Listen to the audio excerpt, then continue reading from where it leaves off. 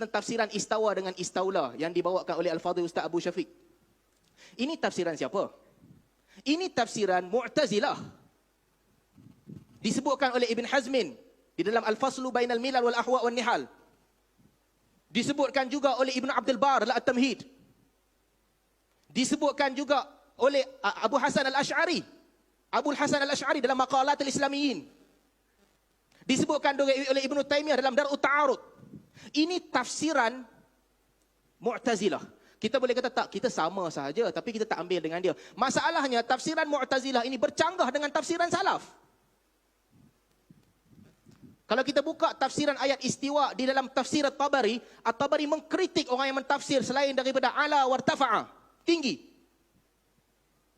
Kritikan itu tertulis dalam tafsir At-Tabari. Saya nak sebut tentang mengatakan Allah Subhanahu wa taala di atas arasy ni, tiga benda yang kita kena faham. Satu di sudut dalil, yang kedua di sudut akal, yang ketiga di sudut fitrah. Di sudut dalil, para salaf tidak ada perbezaan apabila mereka mentafsirkan Ar-Rahmanu 'alal 'arsy istawa tentang tingginya Allah Subhanahu wa taala. Ilaihi yas'udul kalimut thayyib, kepadanya naik perkataan-perkataan yang baik, tingginya Allah Subhanahu wa taala. Aamintum man fis sama, Asy'ariyah mentafsirkan man fis sama sebagai malaikat. At-Tabari rahimahullah pentafsir besar menyebutkan man fis sama merujuk kepada Allah Subhanahu wa taala. Mentafsirkan ini adalah tafsiran salaf. Bahkan disebutkan daripada, kalau tuan-tuan baca dalam Fathul Bari Ibn Hajar Al-Asqalani, dia membawakan riwayat dia menyebutkan sebahagian daripada manusia berada di sisi Ibnul A'rabi, Muhammad bin Ziyad, seorang ahli falsafah. Bila orang kata Ar-Rahmanu 'alal 'arsy istawa, bila orang kata dekat dia maknanya istaula, dia kata uskut, diam. La yuqalu istaula 'ala syai' illa an yakuna lahu mudad. Perkataan istaula tidak digunakan melainkan apabila ada mudad, lawan kepada dia. Ibn Hazmin menyebutkan, saya tak setuju dengan akidah Ibn Hazmin dalam beberapa bab. Ibn Hazmin menyebutkan, kalau kata istawa itu berarti istaula, kamu boleh kata Ar-Rahmanu 'ala sama istawa, Ar-Rahmanu 'alal ardi istawa. Tapi tak digunakan perkataan itu. Di sudut akal, nas mengisbatkan ketinggian Allah Subhanahu wa taala. Tuan-tuan, kalau kata para sahabat diam, tak, mereka memahami. Salah seorang daripada isteri Nabi sallallahu alaihi wasallam sebut, "Zawwajakum ahalikum wa zawwajani Allahu min fawqi sab'i samawat." Kamu dikawinkan oleh bapa-bapa kamu, aku dikawinkan oleh Allah daripada 7 lapis, daripada atas langit. Ini nas. Apa yang tinggal? Saya tak kata Asy'ariyah sesat. Tapi saya kata dalam bab ini Asy'ariyah bersama dengan Mu'tazilah menafikan ketinggian Allah Subhanahu wa taala. Adakah mereka sesat? Tak. Adakah mereka terkeluar daripada Ahli Sunnah wal Jamaah? Tidak. Tetapi mereka bercanggah. Yang ditulis oleh Abul Hasan Al-Ash'ari di dalam Al-Ibanah mengisbatkan tinggi Allah Subhanahu wa taala. Ini bukan Wahabi masuk celuk tangan dalam buku Al-Ibanah. Benda yang sama dinakalkan oleh Ibnu Asakir di dalam Tabyin Kadhibil Muftari. Benda yang sama disebutkan oleh Ibnu Taymiyah dalam Dar'ut Ta'arud. Sama.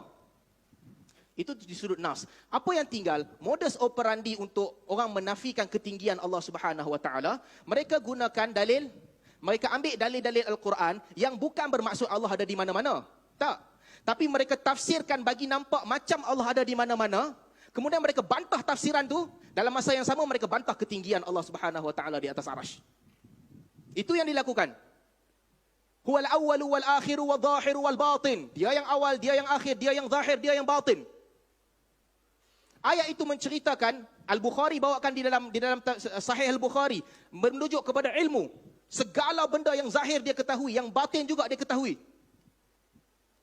Tetapi ini digunakan oleh Al-Baihaqi rahimahullah untuk mengatakan ayat ini digunakan oleh masyayikh kami untuk katakan Allah tidak di mana-mana. Rujuk tafsiran a'immatus salaf yang berpegang dengan akidah salaf. Saya nak bagi faham sikit bab ni. Takwil dan juga isbat, dua benda berbeza. Tafwid dan juga isbat, dua benda berbeza. Nanti kita akan pergi kepada bab tu. Saya nak selesaikan tentang tinggi Allah di atas arasy. Itu di sudut dalil, tidak ada bantahan. Abu Hanifah menyebutkan dalam kitab yang sama, Fiqhul Awsat ataupun Fiqhul Akbar, sesiapa yang kata aku tahu Allah atas arasy tapi tak tahu Allah di mana, itu pun salah. Juga dalam masa yang sama, dalil akal. Akal kita menerima bahawa alam ini ada penghujungnya.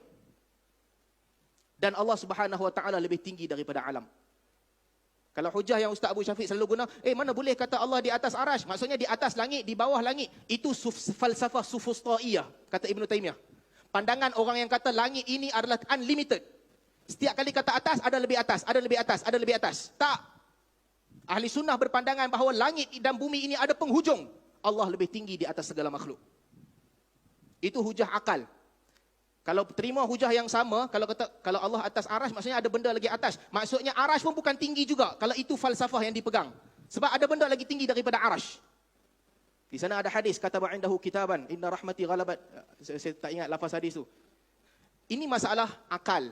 Di sudut akal, manusia berbeza mazhab menerima ketinggian Allah di atas arash. Melainkan ahli falsafah yang diterima oleh Jahmiyah. Dan ini dipegang sama oleh Asy'ari. Apabila ulama-ulama Salafi mengatakan Asy'ariyah ini akidahnya dikritik, bab-bab begini dikritik. Tapi mereka tidak mengeluarkan mereka daripada Islam.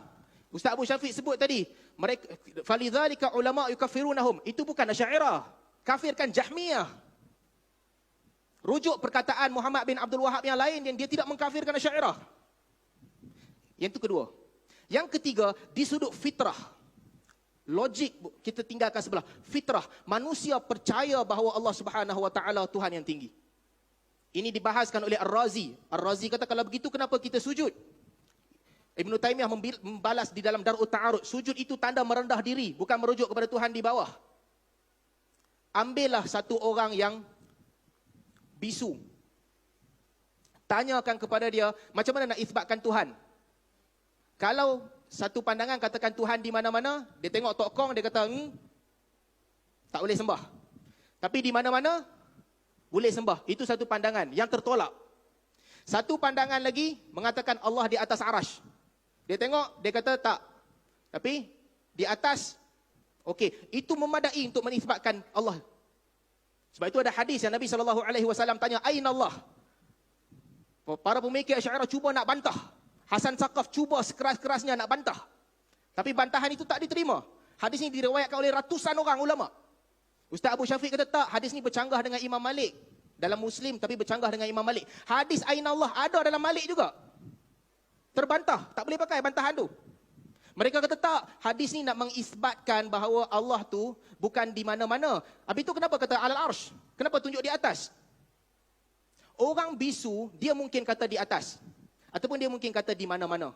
Tetapi saya nak kata, akidah Asy'ariyah, Jahmiyah dan sebagainya, saya tak kafirkan mereka. Ini tak masuk akal. Mereka kata Allah bukan di luar alam ini, bukan juga di dalam alam ini. Bukan bersentuh dengan makhluknya, bukan berpisah daripada makhluknya. Macam mana orang bisu nak tunjuk? Tokong, jangan sembah. Tapi yang bukan di atas, bukan di bawah, bukan di kanan, bukan bersentuh, bukan berpisah, boleh sembah. Logik menolak itu. Fitrah tidak menerima tafsiran itu. Sebab itu Al-Imam At-Tabari rahimahullah, ketika dia mentafsirkan ayat Maqaman Mahmudah, dia menyebutkan tafsiran yang pelbagai. Dan dia kata, ahli Islam bercanggah kepada 3 pandangan. Pandangan pertama, mereka percaya Allah wujud tanpa ada sesuatu bersama dengan Allah Subhanahu Wa Taala. Allah ciptakan makhluk dan Allah terpisah daripada makhluknya. Ini pandangan Abdullah bin Mubarak. Diriwayatkan oleh Al-Baihaqi di dalam Asma' wa Sifat. Ba'in min khalqihi. Dengan perkataan. By word. Pandangan yang kedua, mereka kata Allah tidak di dalam, tidak di luar. Tidak terpisah, tidak bersentuh. Dalilnya apa? Kana Allah walam yakun ma'ahu syai' wa huwa al-an ala ma alaihi kana. Tuan-tuan, wa huwa al-an ala ma alaihi kana. Allah Subhanahu wa taala seperti sedia kala, tidak berubah. Ini perkataan yang dikritik oleh Ibn Hajar Al-Asqalani dalam Fathul Bari. Dikritik oleh Ibn Taymiyah dalam Majmu' Fatawa. Kenapa? Kerana dengan perkataan ini mereka menafikan perbuatan Allah Subhanahu wa taala. Al-Quran sebut, wa kallamallahu Musa taklima. Allah berbicara dengan Musa. Mereka kata tak, Allah bukan kalamullah yang Musa dengar. Sebab kalau Musa dengar kalamullah, kata Mu'tazilah, yang Musa dengar itu berarti Allah buat sesuatu kemudian berhenti. Kenapa? Kerana wa huwal an ala ma alaihi kana. Allah seperti sedia kala, tak berubah. Mereka menafikan Musa mendengar kalamullah. Asy'ariyah mengatakan Musa dengar tapi bukan saut, bukan suara. Tetapi kalau rujuk penulisan Al-Bukhari rahimahullah di dalam Khalq Af'alil Ibad, Al-Bukhari mengatakan Musa dengar suara. La yushbihu sautal makhluqin, tak sama dengan suara makhluk. Begitu juga dengan sifat-sifat yang lain. Tuan-tuan, para ulama apabila mereka isbatkan sifat kepada Allah Subhanahu Wa Taala, itu bukan bererti tajsim. Sebab sifat mengikut tuan dia, mausuf. Isi Ustaz Abu Syafiq adalah jisim sebab dia jisim. Isi karangan bukan jisim. Karangan tu bukan jisim, kita pergi tulis dekat jisim. Rangka Ustaz Abu Syafiq jisim sebab dia jisim. Rangka karangan bukan jisim ataupun rangka mesyuarat bukan jisim. Bahu Ustaz Abu Syafiq badan sebab dia badan. Bahu Jambatan Pulau Pinang bukan badan. Sebab itulah manhaj salaf, apabila Allah Subhanahu Wa Taala isbatkan sesuatu kepada Allah, mereka membaca dan mengisbatkan, menafikan kaifiah. Isbatkan dan nafikan kaifiah. Allah kata yad, yad. Allah kata yadan, yadan. Allah tanya kepada iblis, apa yang halang kamu daripada sujud kepada sesuatu yang aku ciptakan dengan tanganku? Kata At-Tabari, itu bererti tangan. Yad. Jadi ini isu penting kita kena lihat. Berkaitan dengan sifat-sifat Allah, manhaj salaf adalah isbat, apa yang diisbatkan. Sebenarnya, mengikut akidah mutaakhirin Asy'ariyah, orang-orang terakhir di kalangan Asy'ariyah, tuan guru besar mereka, Abul Hasan Al-Asy'ari adalah mujassim. Tak ada khilaf, kita boleh buktikan. Abu Hasan Al-Asy'ari, dia sendiri sebut, perkataan sebahagian daripada perkataan aidi di dalam Al-Quran bererti yadan. Dua tangan bagi Allah Subhanahu Wa Taala. Ini dikritik oleh Ibn Hazmin.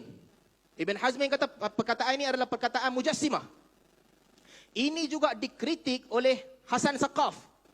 Hasan Saqaf, guru kepada Zamihan, kata Abul Hasan Al-Asy'ari berpegang dengan akidah mujassimah. Kita boleh bawakan bukti yang jelas. Yang kamu bantah bukan Wahabi. Yang kamu bantah bukan orang kecil-kecilan. Tetapi yang kamu bantah imam besar sendiri. Terbukti dan tak boleh dibidas. Jelas terbukti dalam kitab-kitab dia. Demikian juga dengan pandangan ulama-ulama lain. Maka ringkasnya saya nak kata tentang isbat tinggi bagi Allah Subhanahu Wa Taala itu la yaqtadi jisim. Disebutkan oleh Ibnu Abdul Bar, perbahasan yang panjang, bukan jisim. Mengisbatkan sifat bagi Allah Subhanahu Wa Taala sebagaimana Allah Subhanahu Wa Taala sebut di dalam Al-Quran dan Nabi SAW sebut di dalam sunnah, itu bukan mengisbatkan jisim. Nanti dalam sesi soal jawab kita boleh tambah lagi apa maksud jisim yang kamu maksudkan. Ikut ta'rif Mu'tazilah ke? Ikut ta'rif Asy'ariyah ke? Ikut ta'rif ahli falsafah ke? Ikut ta'rif Karamiyah ke? Kita boleh bincang kemudian. Tetapi perkara berkaitan dengan ini kita kena bahas dengan ilmu. Sebab itu kalau tuan-tuan lihat penulisan ulama yang hebat falsafah, bahasa mereka berbeza. Al-Ghazali dalam Ihya Ulumuddin, setelah dia menafikan Allah sebagai jauhar. Jauhar ni maksudnya benda kecil-kecil yang bercantum jadi besar. Al-Ghazali sebut, kalaulah digunakan perkataan jauhar, tetapi bukan dimaksudkan begitu, perkataan tu salah guna. Tetapi maksudnya betul. Al-Ghazali juga sebut, jisim artinya sesuatu yang terbina daripada benda kecil-kecil. Tetapi kalaulah dikatakan Allah jisim, tapi tak bermaksud begitu. Ini kata Al-Ghazali, bukan Ibn Taymiyah. Al-Ghazali sebut dalam Ihya Ulumuddin, penggunaan kata tu salah. Tetapi maksudnya betul. Sebab itulah dalam perbahasan tak boleh simplistik. Dan Ibn Taymiyah tak pernah kata pun Allah Subhanahu Wa Taala jisim.